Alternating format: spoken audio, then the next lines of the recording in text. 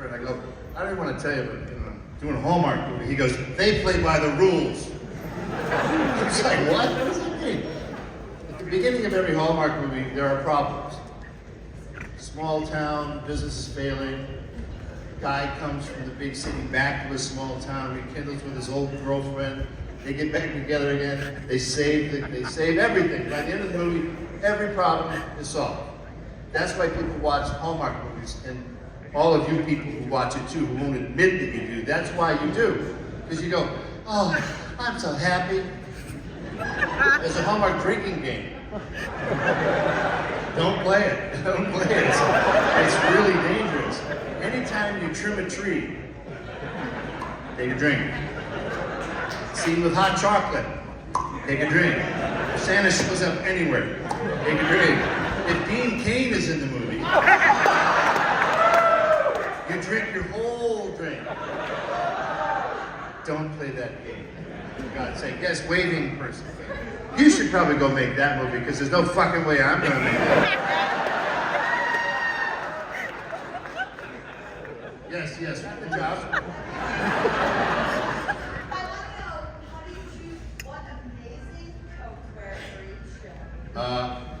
There's a great, let me just tell you, there's a chain called K&G Superstore. I'm trying to use the right phrasing for this. I don't know why anyone would shop there, except me. Because I go in, they have every ridiculous pattern and color of jacket. I mean, you know, I got the chubs when I walked in there, I'm not gonna lie. Oh my God. Well, and they're all $85, each of these jackets. Do not light a match anywhere near me. Boom, I'm going up. And they stand up, you can stand them up in the corner, nothing happens. Yeah. So K&G Superstore, yeah, where the classy stuff is sold. Happy, lady?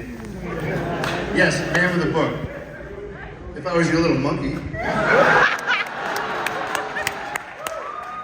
The cancer on his penis. And so I said, Don, I really only have one question. Are you gonna see it? Because if you're gonna see the penis, you're entering John Waters territory. And you might not, you can't take it back after that. I went, good. It's only implied, so I was very happy about it. Yes, ma'am. Yeah, 12 weeks. And it was fucking hot. In Waysboro, North Carolina, the locals were like apologizing for how hot it was. Oh, it's not normally over 100 for 3 weeks in a row. Oh, yeah, bullshit, it is. It always is. So we were filming on a stage. We took over a high school. And we built a set. It was a 2-story set. And we were filming a sequence up on the 2nd story where all the heat goes. We're filming Sam's brother Ted. So in the movie, there's a character named Henrietta. She's an older actress. Sam, when she got possessed, Sam didn't want to put her through that. He thought, I'll put my little brother Ted through that. Now Ted was fine with it. He wanted to get into the Screen Actors Guild. This was his way in. This is how he got in. So all he had to do was wear 5 hours of makeup to get into makeup. With monster booties, with contact lenses in his eyes that were like shoving Tupperware in there. So for this one sequence in this elevated set, which was now 9,000 degrees, we now put Ted in a harness on top of it because we're gonna hoist him up in the air over this actress, and he's spinning around going, and as he spins around, he is spattering the entire crew with sweat. Streams of it.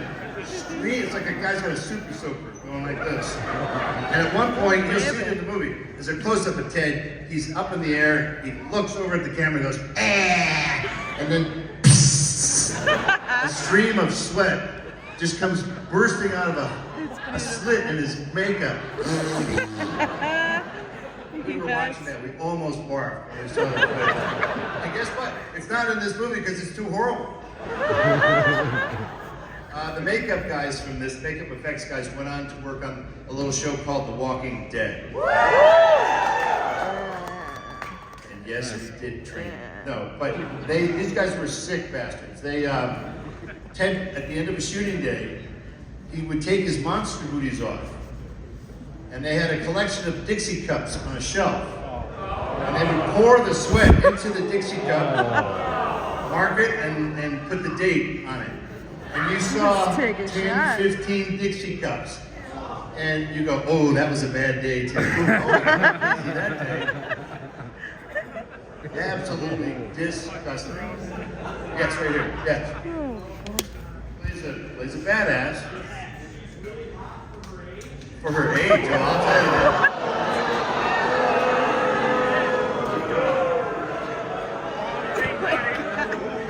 You're almost getting booed off the stage here.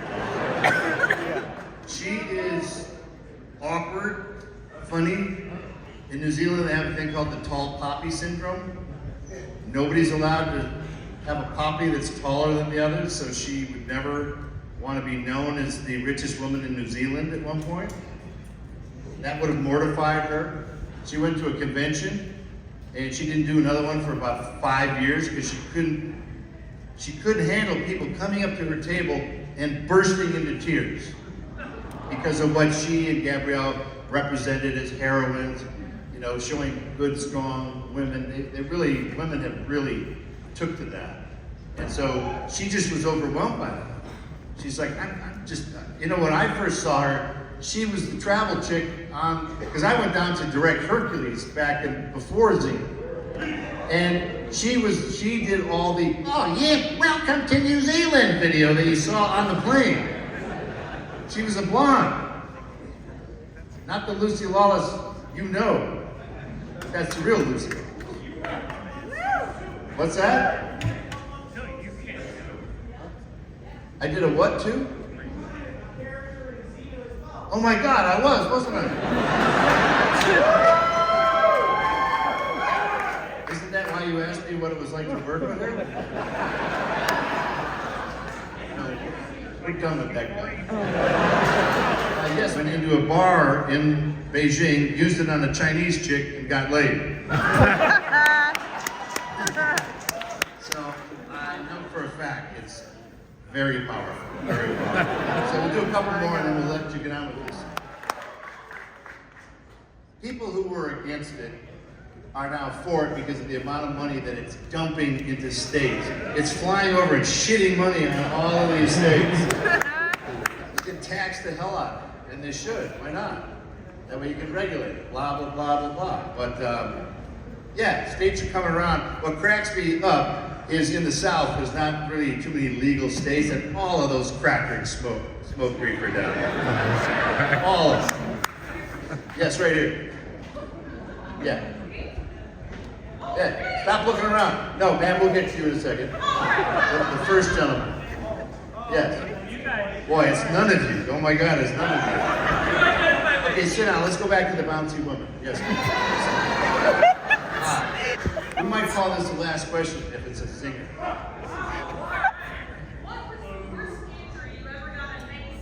Worst injury? I pulled a hamstring fighting a stunt guy on Burn Notice. If you ever pulled a hamstring, you're hamstrung.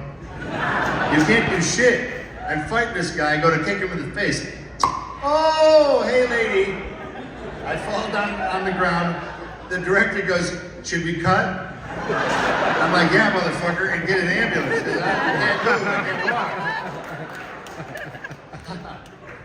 So then I go into the emergency room to get scanned to see what the hell happened back here. And the nurse with zero bedside manner goes, you gotta straighten your leg out.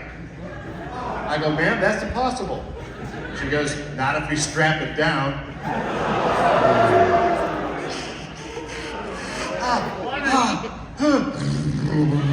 Why do those machines make noises from the 1950s? So I pulled it clean off the bone, like the whole thing, yeah. And I love how the medical world works. So I consult with a doctor, a surgeon.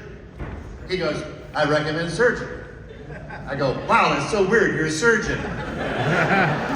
Has anything like this ever happened to you, Doc? He goes, yeah, I tore my hamstring windsurfing. I go, what happened? He goes, he did the splits. So I go, did you have surgery? He goes, no. And I go, did you do any rehab whatsoever, physical therapy? No. Well, what percentage back are you? Well, about 80%. And I said, okay. So it doesn't sound horrible. I go, tell me about the surgery. He goes, well, we have to move your sciatic nerve first. I was like, thanks for talking me out of it. So that's when I got back into the pool. I started doing physical therapy in the water because it takes all the weight off. 2 days later, I'm on the Burn Notice set. Well, we did a lot of this stuff.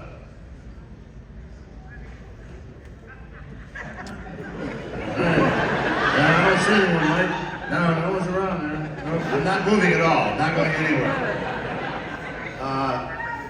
The episode where I was the most injured was the director came up afterward and he goes, I could film disabled people now. I could put a manual how to film people who can't walk. I put them in strange positions and have everyone move around them.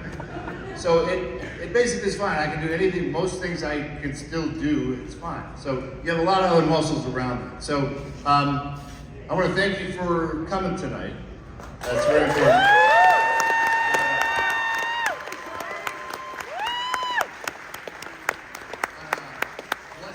Tuesday night, and on behalf of Sam Raimi, my partners Rob Tapper, we really want to thank you for getting us into the business, keeping us in the business, and for that, you'll never really understand how much we love and appreciate you all. We love you, man. Thank you.